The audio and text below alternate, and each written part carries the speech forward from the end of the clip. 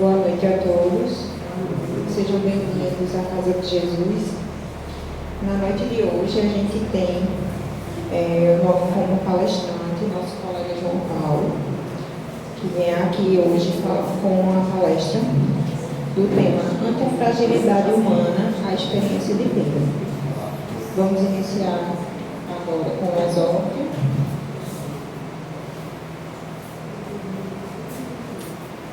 Boa noite a todos. Vamos iniciar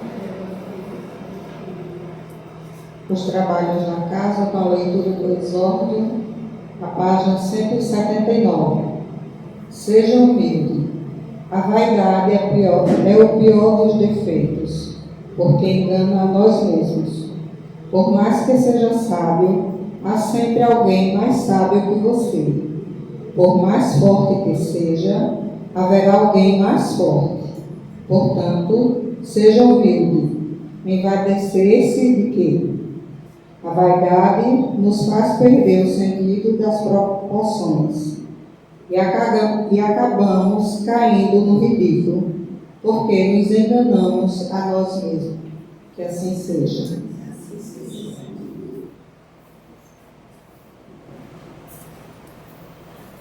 Vamos agora todos fechar nossos olhos, pedir aos espíritos, amigos desta casa, que nos orientam, que estejam aqui conosco hoje, e estejam junto com o nosso palestrante, nos ensinando sobre a palavra de Cristo e sobre o seu exemplo, ao qual todos nós temos que seguir. Que Maria Santíssima continue nos abençoando hoje e sempre. Assim seja.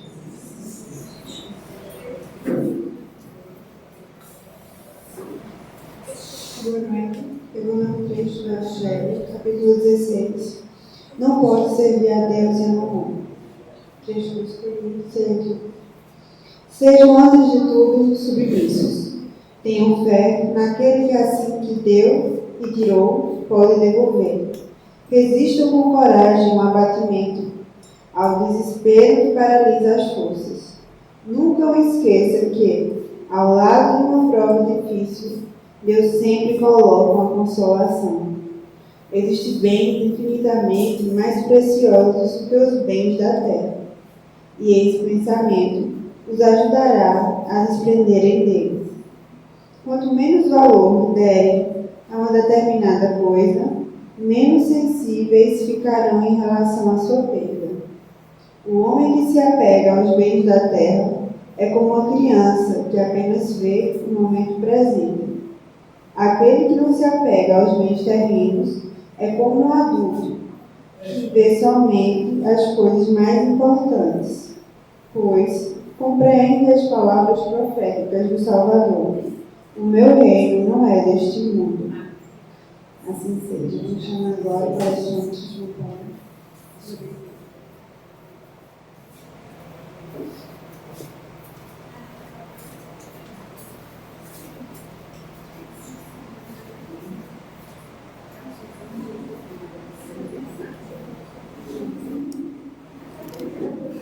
Que a paz e o amor de Cristo se faça presente nesse ambiente, em nossos corações, em nossos lares, hoje, amanhã e sempre. Agradecer a Deus pela oportunidade do estudo, de mais um contato com a doutrina espírita, que nos permite o Evangelho do Cristo redivivo.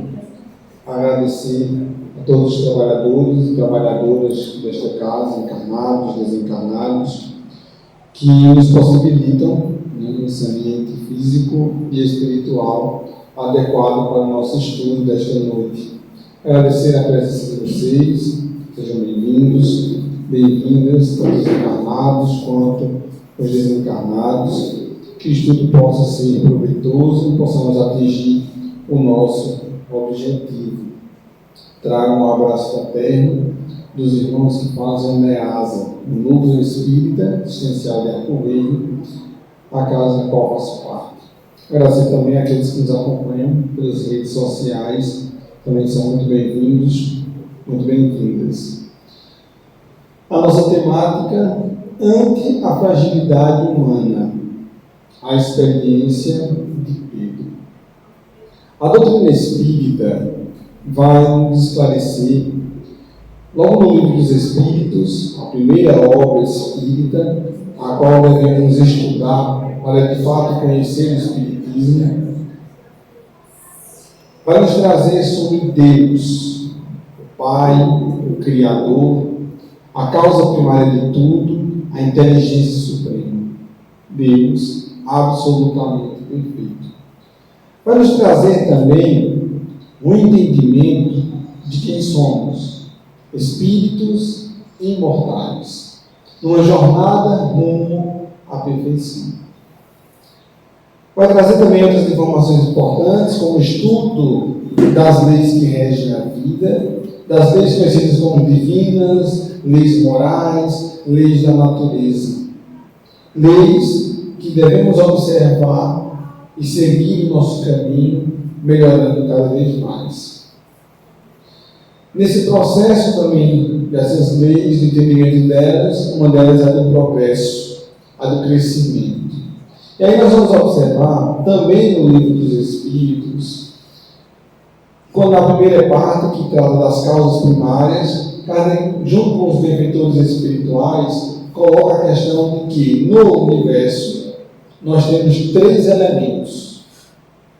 Um é Deus, que já citamos, a inteligência suprema, o Pai, o Criador.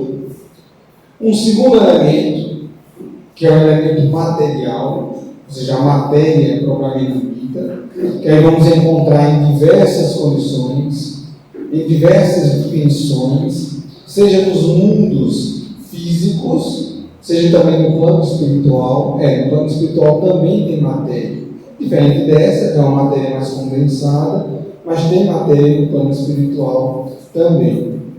E disse outros mundos, porque também o Cristo já colocou que há muitas moradas na casa do Pai, e o Espiritismo, ele confirma quando fala da pluralidade dos mundos habitados. Então, até agora vimos o elemento Deus, o elemento matéria, e o terceiro elemento é Espírito.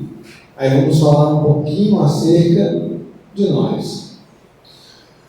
Vamos observar, tanto no estudo do Livro dos Espíritos, como no estudo da obra básica, a Gênese,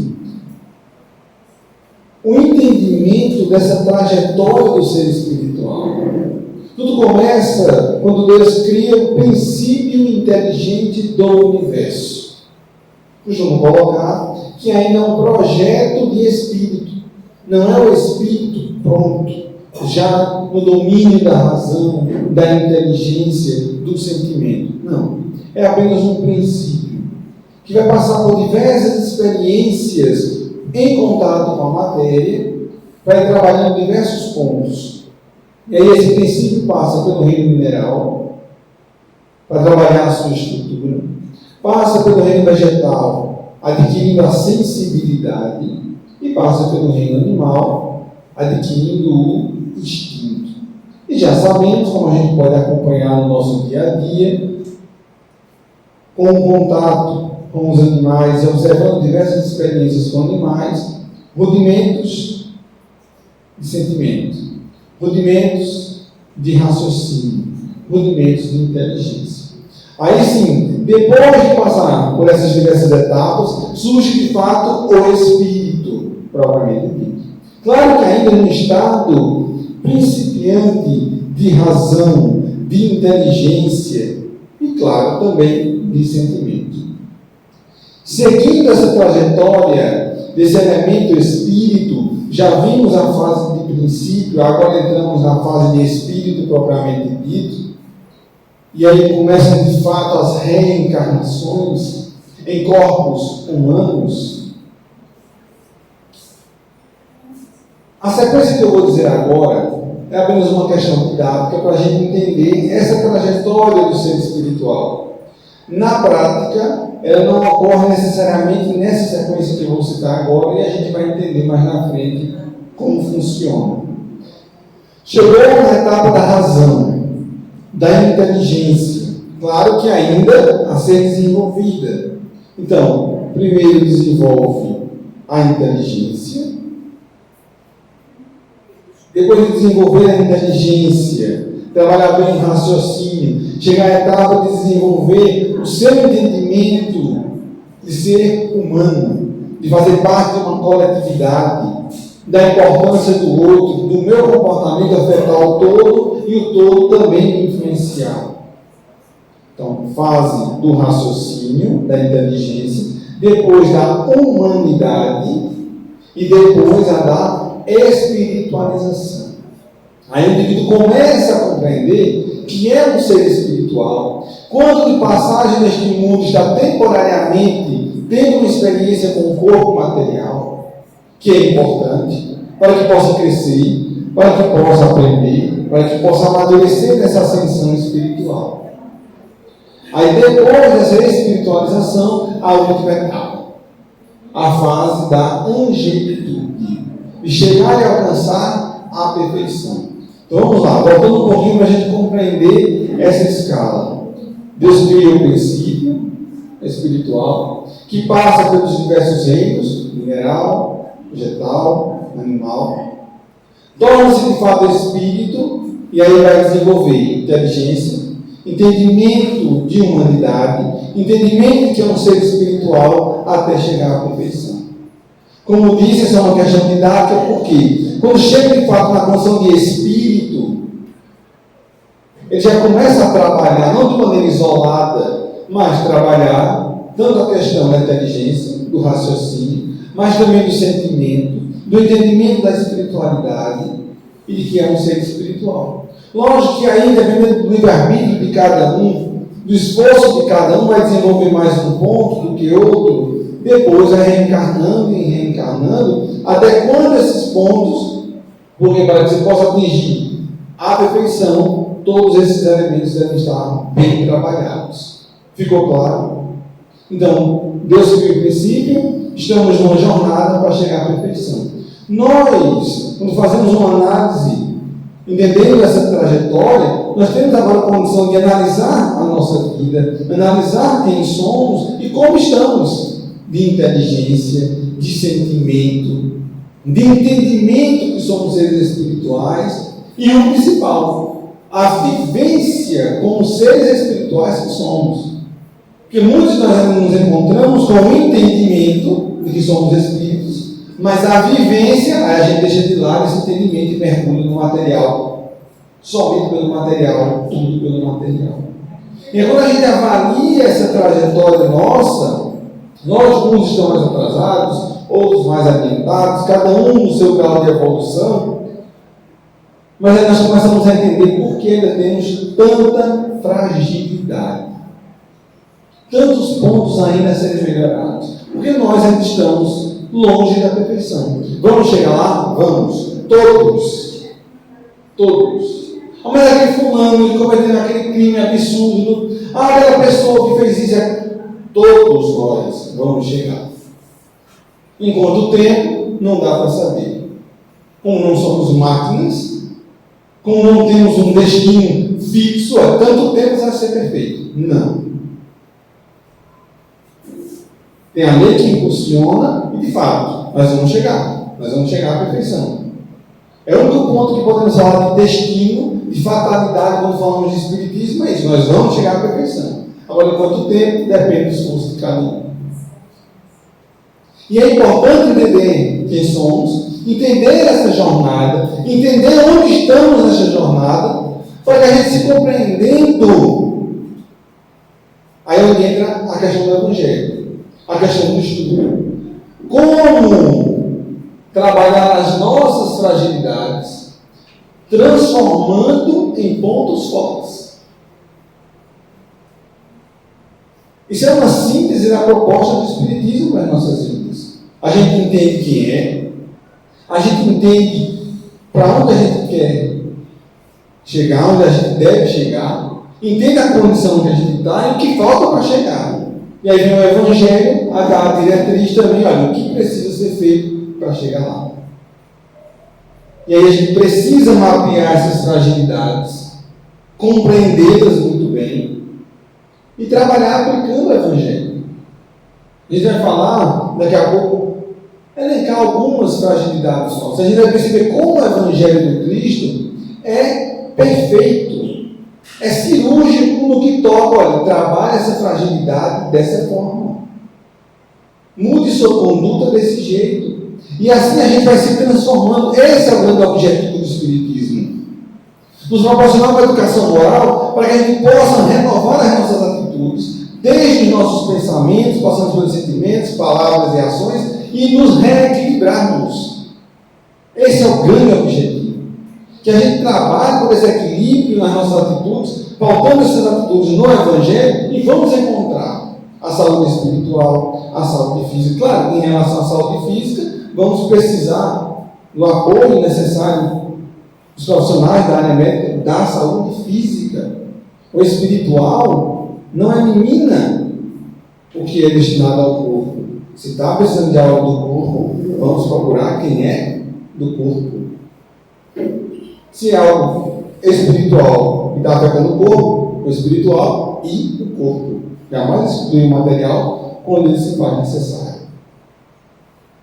E aí a gente percebe que vai ser um efeito natural de equilíbrio, de harmonia, de combate às obsessões, quando nós aplicamos o Evangelho na nossa vida, combatendo as fragilidades.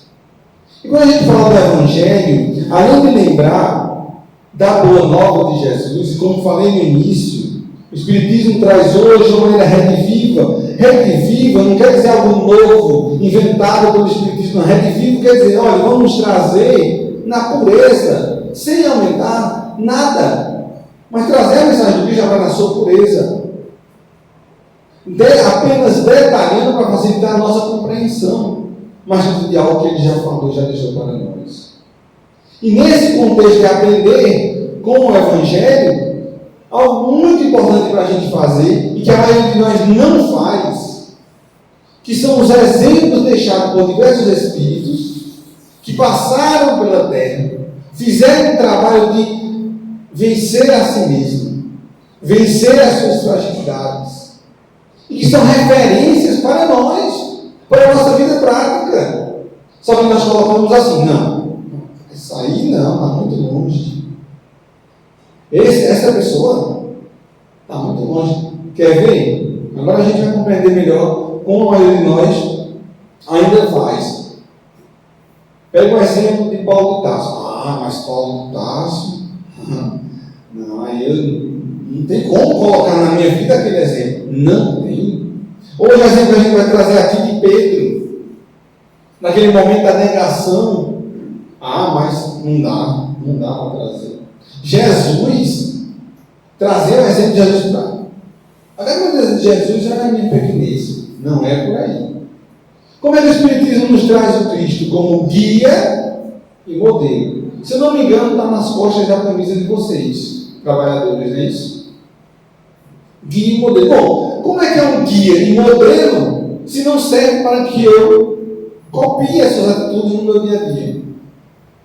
É guia e modelo porque é para que eu possa copiar. E o próprio Cristo disse: vós podeis fazer o que eu faço e muito mais. Não é afastar esses exemplos, só ficar achando que lindo, que legal, que coisinha fofa, mas não trazer nada para a nossa realidade e buscar botar em prática. Não, é entender. Vamos ver essa trajetória de Paulo de Tarso, de Pedro, do Cristo, qual a postura deles nessa situação. Vamos lá, pega de uma maneira bem prática Paulo de Tarso.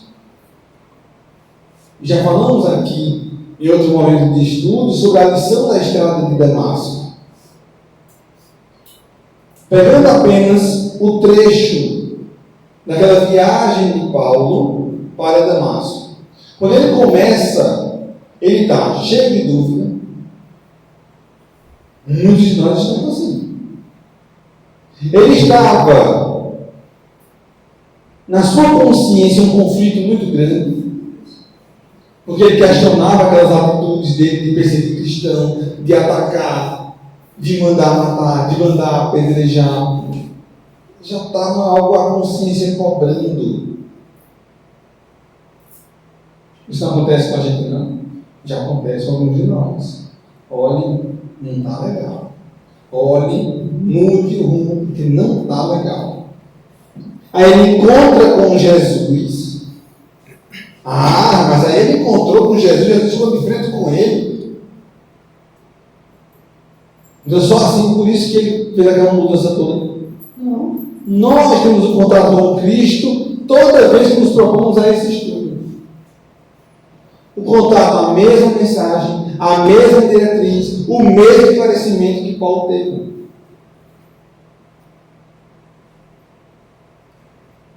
O que Paulo fez depois? Ele viu Cristo já sair fazendo aquelas cartas, ele viu Cristo já sair pregando. Nada disso. Ele foi estudar no deserto com um casal cristão por mais ou menos uns 3 anos. Quando foi visitando os núcleos do cristianismo nascente, ele foi pregando, conversando com as pessoas. Ele não chegou, agora eu vou fazer a palestra. Não. O que acontece com a gente? A gente vai estudando, a gente vai tendo experiência, depois a gente começa um trabalho, depois a gente vai ampliando um trabalho. Perceberam que a trajetória de Paulo é semelhante à nossa? Então, por que afastar o exemplo? É trazer o exemplo. A gente vai ver a partir de então, de agora, essa questão de Pedro, a gente vai ver como tem uma proximidade conosco. Então, não afastar, mas trazer e refletir. Opa, vamos seguir o mesmo caminho? Vamos buscar fazer a mesma coisa? Ter o mesmo esforço? A gente precisa trazer esses exemplos para a nossa vida e realmente se renovar. Refletir sobre as lições do Evangelho, pegar esses exemplos, vamos aplicando sempre.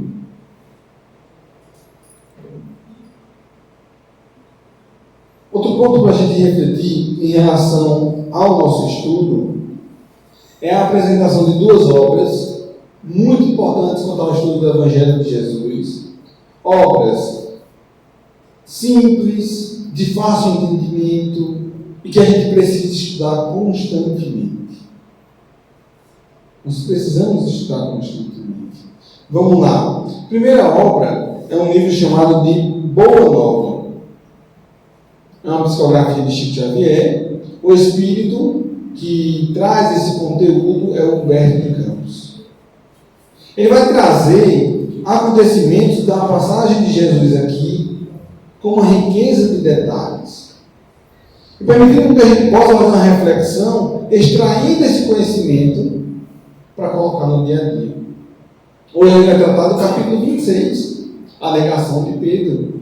Outro livro que a gente vai servir também, serve também para nós de base para o nosso estudo, é o livro Caminho, Verdade e Vida. Aí é do benfeitor Emmanuel, através da mediunidade também do Chico Xavier.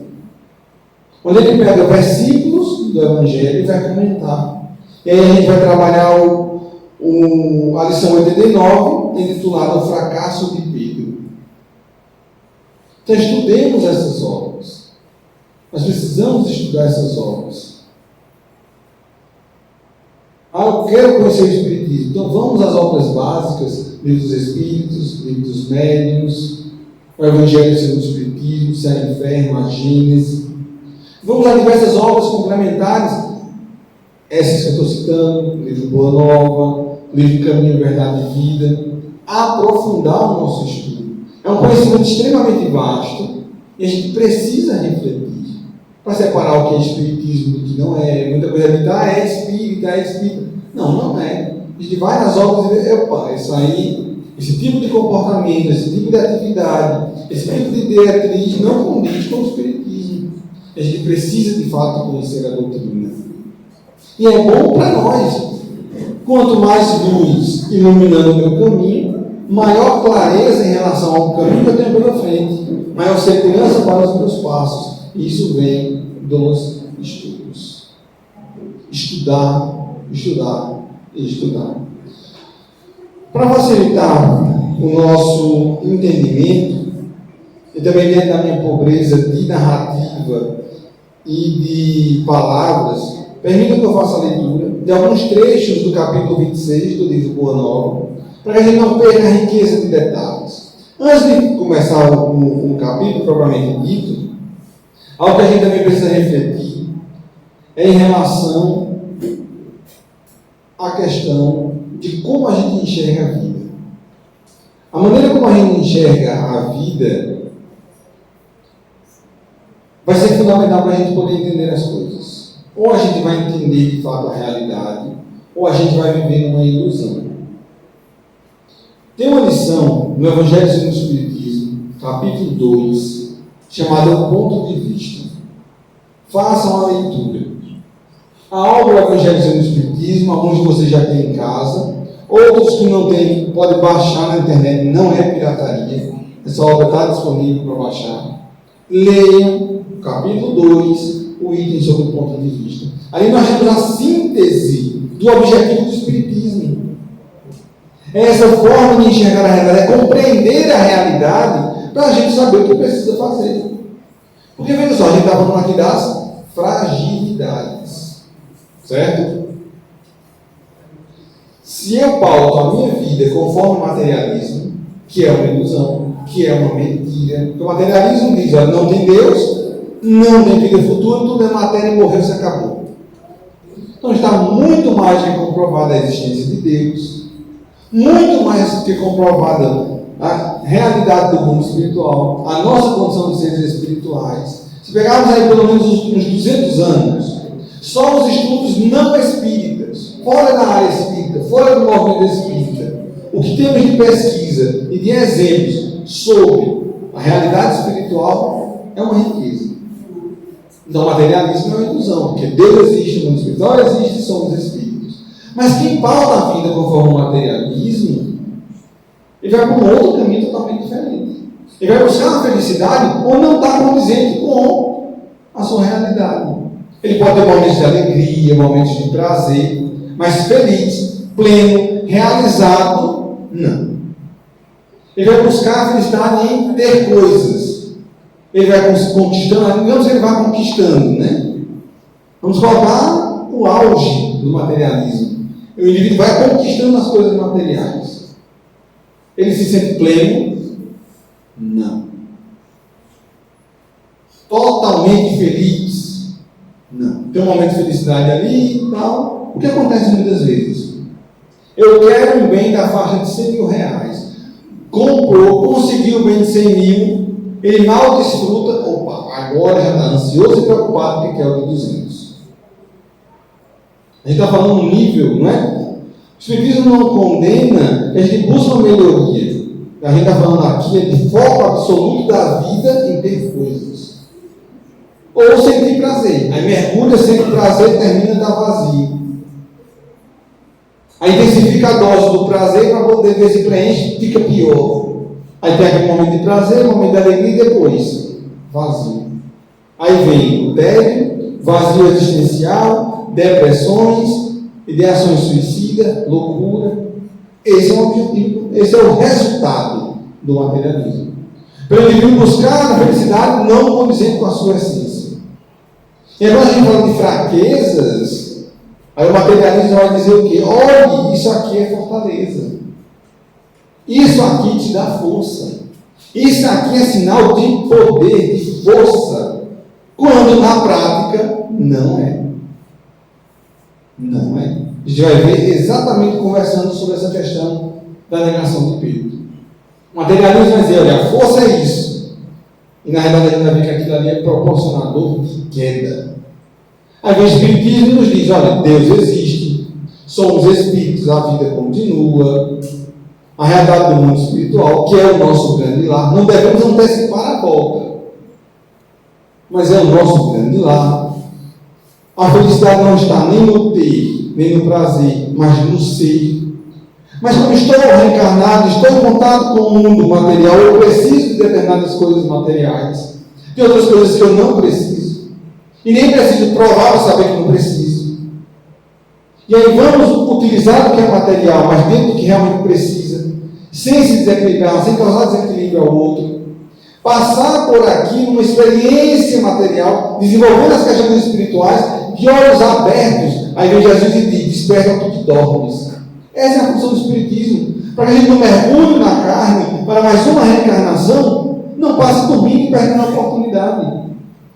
E aí, em relação às fragilidades, aí a gente vai conhecer de fato o que é realmente fragilidade nossa e que de fato vai nos levar a quedas lamentáveis e depois vem uma série de quê? De sofrimento, porque o sofrimento é uma consequência das nossas atitudes infelizes. E aí vamos saber de fato o que a gente precisa realmente modificar.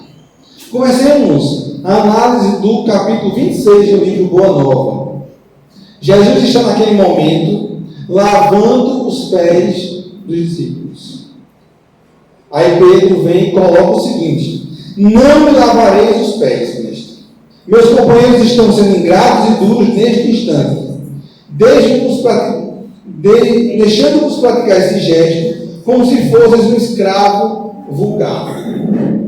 Aqui, uma das maiores fragilidades nossas. O que Pedro enxergava nesse momento? O mestre lavando os pés dos discípulos? Não, está errado. Ele é o mestre, ele é o principal. Isso é o quê? Orgulho.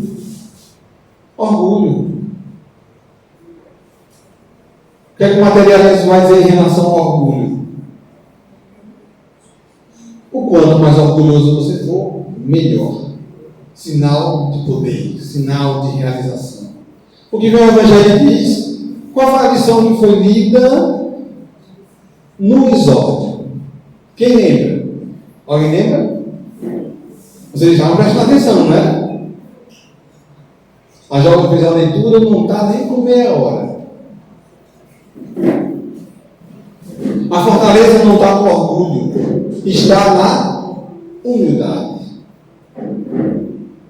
É isso que vai dizer o Evangelho. Mas será que, então, peraí, está certo o materialismo quando diz que a força está no orgulho? Ou o Evangelho está certo quando diz que a força está na humildade? O que o orgulho faz? Cega. Exemplo bem básico. Minha palestra é perfeita. Eu sou muito bom. Não tem erro. Ninguém aí tem capacidade de me criticar porque minha palestra é perfeita, porque eu sou bom demais. Qualquer um de vocês chegar para falar comigo, eu tendo essa percepção, não adianta dizer nada. Eu vou estar totalmente cego. E o que vai acontecer com minhas palestras? Podem até serem boas, mas com o passar do tempo, vai começar a perder a qualidade. Eu não vou estudar. Não vou buscar estudar a questão da oratória, não vou buscar estudar a parte doutrinária, porque eu já sei demais, porque eu já faço demais, porque eu sou perfeito, porque minha palestra é perfeita. E o que acontece com esse orgulho? A queda. Nesse caso, a queda da qualidade, a queda no rendimento, no que é ofertado nessas palestras. E se a gente der qualquer outro exemplo de orgulho, a gente vai ver. É levar o indivíduo à queda. Porque quando eu estou com orgulho, eu tiro meus pés do chão. E aí, com minhas atitudes equivocadas, por conta do orgulho, eu estou plantando algo ruim para amanhã, aí vem essa semente, vem essa colheita, e eu vou fazer o quê? Botar meus pezinhos no chão depois. Infelizmente, muito provavelmente, através da dor, das lições duras. Então, orgulho não é uma fortaleza. Se é algo que está me conduzindo à queda, não é fortaleza. A humildade. Olha, minhas palestras podem até serem boas, mas eu preciso estudar mais, eu preciso conhecer mais sobre técnica de oratória, eu preciso ouvir aqueles que estão assistindo às minhas palestras. O que é que você achou? Onde melhorar? O que foi assim que você percebeu? Aí, com o pé no chão, eu não vou cair porque eu estou com os pés no chão. Qual a tendência das palestras? Melhorar cada vez mais. Porque eu sei que eu preciso estar sempre estudando, ouvindo as outras pessoas para ter essa avaliação. Aí é fortaleza de fato. Porque eu não estou, em nenhum momento, abrindo espaço, me deixando vulnerável para cair. Aqui nesse caso, Pedro se achando demais. mas aí nem ele em si, né? Ele em relação à concepção dele, mas ele em relação a Jesus. E aí outra fraqueza nossa, também aqui colocada através de Pedro. Falar de algo sem realmente entender por que está acontecendo. Ele não estava entendendo por que Jesus estava fazendo aquilo. Então ele foi criticar algo que ele não parou para pensar. Por que o mestre está fazendo isso? O que ele quer passar de lição com isso? Se tudo que ele faz tem uma sabedoria, tem uma finalidade, por quê? Não, ele não. Foi só no entendimento dele. É outra fragilidade nossa. Vamos para o entendimento, sem a reflexão, sem a pesquisa. Qual é a fortaleza? Questione, reflita, busque o conhecimento antes de apontar. Aí vem Jesus e coloca o seguinte: Simão, não queira ser melhor do que os teus irmãos de apostolado, em nenhuma circunstância da vida. Em verdade, assevero que, sem o meu auxílio, não participarás com o meu espírito das alegrias supremas da redenção. Olha o que Jesus coloca. Fique no seu lugar, tenha humildade. Eu sei da minha importância, mas cultive a humildade. Então, quando Jesus fala da importância, quando diz, sem meu auxílio não participarás, ele não está sendo orgulhoso, não. Ele está dizendo a verdade. Ele sabe da missão dele, ele sabe da condição dele de guia espiritual do planeta. Está apenas esclarecendo. É diferente de uma situação de orgulho. E por que Jesus fazia aquela questão de lavar os pés? Para demonstrar que mesmo sendo líder, mesmo sendo perfeito, precisa manter a humildade. Precisa estar disposto também a servir. É uma lição que ele estava passando para todos aqui. Jesus coloca mais um ponto em relação a essa situação ali. Aproxima-se a hora do meu derradeiro testemunho. Sei por antecipação que todos vós estareis dispersados desse instante supremo. É natural, porquanto ainda não estáis preparados senão para apreender. Aqui outra fragilidade. A falta de evolução. E também é nossa. Também é nossa.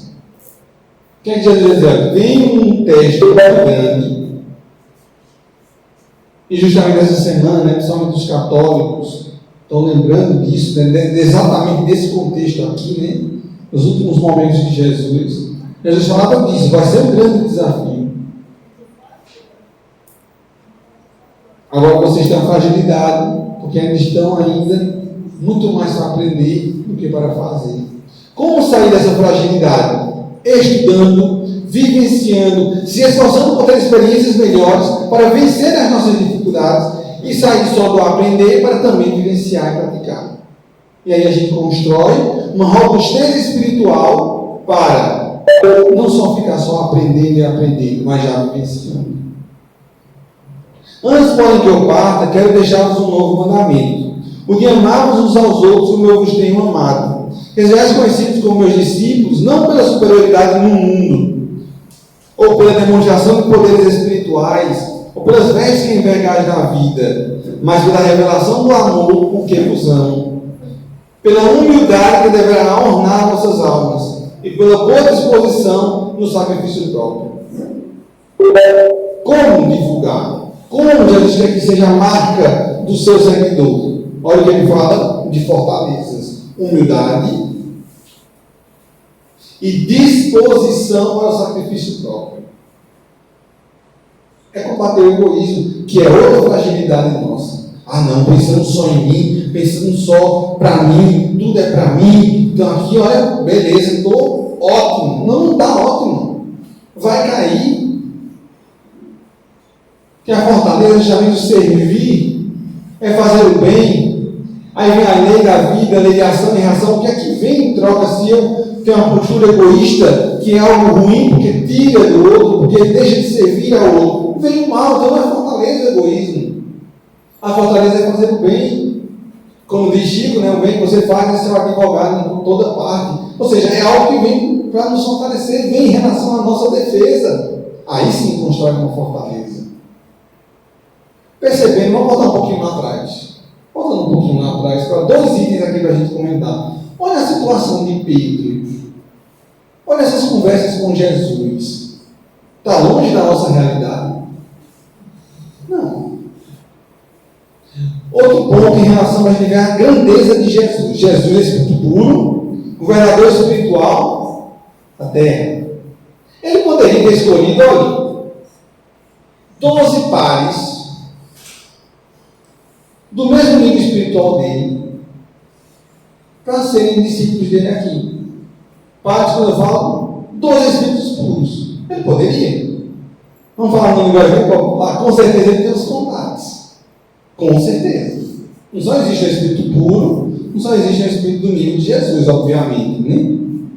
Mas quem Jesus escolhe? Quem? 12 pessoas como nós. Estudem esse Boa Nova e vão ver diversas passagens, diversos discípulos com dificuldades espirituais. Agora Jesus quis o quê? Demonstrar que mesmo as nossas dificuldades espirituais, nós temos condição de aprender e de fazer o melhor na vivência do Evangelho, na nossa evolução em prol do próximo. Que todos os discípulos tiveram as suas dificuldades e venceram. Todos. Até Judas. Muitos aqui ainda estão estacionados no tempo, né? Tem um desses dias aí que é malhar o Judas, né? Ou seja, aquilo aconteceu há tanto tempo, então se perdoaram.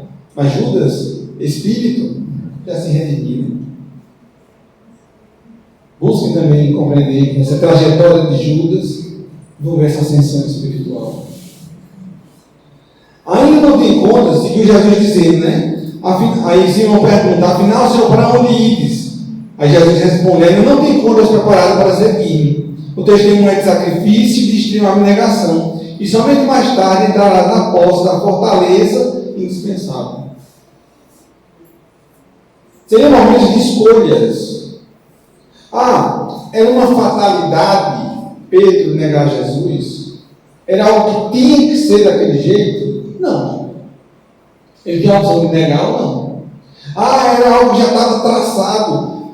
Judas iria negar Jesus. Não. Nós somos espíritos, temos o livre-arbítrio. Eles têm a oportunidade de escolha e fizeram escolhas infelizes. Infelizmente. Mas Jesus alerta essa questão que essa fortaleza vai ser construída com o tempo. Igual já está acontecendo conosco na medida do nosso esforço. Pedro, a tua inquietação se faz credora de novos ensinamentos. A experiência te ensinará melhores conclusões, porque em verdade te afirmo que esta noite o galo não cantará, sem que me tenha negado por 3 vezes. Julgais-me, então, um espírito mau e endurecido a esse ponto, indagou o pescador, sentindo-se ofendido. Novamente, a marca do orgulho presente em Pedro. Jesus faz um alerta, olha, vai ter isso, e vai ocorrer isso. Lógico que ele poderia mudar, Pedro poderia mudar, acabamos de ver que sim, que ele tem um livre-arbítrio. Jesus fazendo um alerta, e ele ainda se sente ofendido porque Jesus colocou aquilo ali. Novamente, o orgulho que impede ele parar e pensar, opa, minha condição evolutiva não é uma fortaleza tão grande assim. Vamos botar o pé no chão, melhorar e fazer o que precisa ser feito. Aí Jesus, com amor, com compreensão, não Pedro, adiantou o mestre com doçura. Não te suponho ingrato e diferente dos meus ensinos, mas vais aprender, ainda hoje, que o homem do mundo é mais frágil do que perverso. Lembra da trajetória que eu falei no começo? Ainda temos muita fragilidade. Temos algumas coisas já construídas? Sim. Mas temos muitas fragilidades. A psicologia, a psiquiatria vai demonstrar que dentro daqueles indivíduos, psicopatas, assassinos, cruéis, existe uma série de fragilidades, série de situações que demonstram fragilidade interior daquelas pessoas. Isso não justifica o que fazem, mas a gente compreende essa colocação de Jesus aqui. A gente compreende essa colocação do mestre nesse momento. Em relação também à nossa trajetória, o que a gente precisa entender é que para essa trajetória, Deus já nos dotou de potencialidades, de sementes em nós para serem trabalhadas e a gente construir essas fortalezas que a gente está falando. É a semente do pensamento, da consciência, da vontade e do livre-arbítrio. E nos deu as oportunidades de ter as experiências necessárias de se fortalecer através da reencarnação. Então, aquela jornada que eu falei, a construção dessa fortaleza, não é Deus assim, ó, vá e se vire. Não. Você tem o potencial, você tem os elementos em você e você tem a oportunidade. Agora, o que a gente precisa fazer? Trabalhar. Fazer a nossa parte. Ok? Pedro não quis acreditar nas afirmações do Messias, então, ao se verificar a sua prisão, no pressuposto de demonstrar o seu desassombro e boa disposição para a defesa do Evangelho do Reino, atacou com a espada um dos servos do sumo sacerdote de Jerusalém, cumprindo o mestre a mais severas observações. Aqui outra fragilidade nossa, né? Tomar decisões impensadas, infelizes, e achando que é lindo, maravilhoso, que resolve tudo. E a gente não pensa direito e não para pensar que aquilo ali não resolve nada. Quer ver um exemplo que a gente faz isso também ali, alguns de nós, o uso da violência.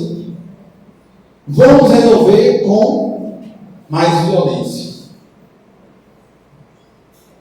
É lindo, é maravilhoso. Vamos amar todo mundo.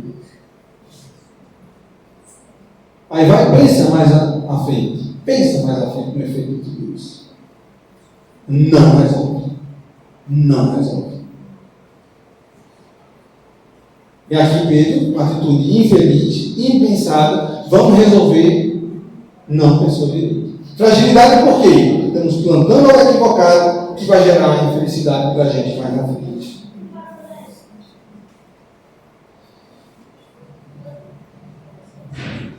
Aí Pedro e João, observando a detenção do mestre pelos emissários do templo, que era fato consumado, combinaram entre si de acompanhar de longe o grupo que se afastava conduzindo o Messias. Debaldo procuraram os demais companheiros que, receosos da perseguição, haviam debandado. Pedro e João compreenderam que as autoridades do templo realizavam uma vingança em relação a Jesus. Entendiam que aquele sucesso de Jesus na entrada de Jerusalém, na sua chegada, que foi lembrado agora, né, domingo passado, principalmente pelos católicos, no domingo de Ramos, eles queriam se vingar dessa grandeza de Jesus. Aí a gente fala de outra fragilidade nossa: a vingança. E o que é que o materialismo vai dizer? Se vingue. Não leve desaforo para casa. Bateu, levou. Mas vejam só. O que acontece conosco em relação à vingança? Por que o Evangelho fala do perdão? Quando eu busco me vingar, eu perco o presente, porque eu estou no passado lembrando o que fizeram comigo, e perco o presente, porque eu estou no futuro planejando me vingar. Eu não tenho presente. Não tenho presente. E estou canalizando minha energia para fazer algo que vai se voltar contra mim mesmo. Porque vem o plantio e a colheita. Inúmeros exemplos de pessoas: fui, me vinguei, estou mais perturbado do que antes. Então não é fortaleza. Alguém nos fez o mal, vamos buscar com que aquela pessoa responda. Perdoar não é buscar os nossos direitos. Eu saio daqui agora na calçada, vem alguém e me xinga por ser espírita. Não sei se eu tenho essa condição ainda, mas digamos que eu consiga ter. Um dia eu vou ter, não sei se já tenho. Eu perdoe. Mas eu vou lá na delegacia e presto queixa. Ô, gente, você não perdoou? Por que você vai na delegacia e prestar queixa? Sim, uma coisa não tem nada a ver com a outra. Eu não estou guardando ódio, nem mágoa, nem desejo de vingança com aquela pessoa. Mas devo procurar os meus direitos. Devo coibir a prática do mal. através de meios lícitos e de acordo com o Evangelho. Outra fragilidade que ele narra aqui, a questão de interpretação equivocada das coisas. A gente já falou um pouco disso, né? Falar, propagar, divulgar, sem ter um entendimento daquilo ali. Olha o que as pessoas achavam de Jesus, que era um ladrão, que era aquele que chefiava um bando de ladrões e coisas do tipo. Falar do que não se sabe, falar do que não buscou ter um entendimento. É uma fragilidade que a gente vai divulgar algo ruim, que vai provocar sofrimento em algumas pessoas e vai voltar para a gente.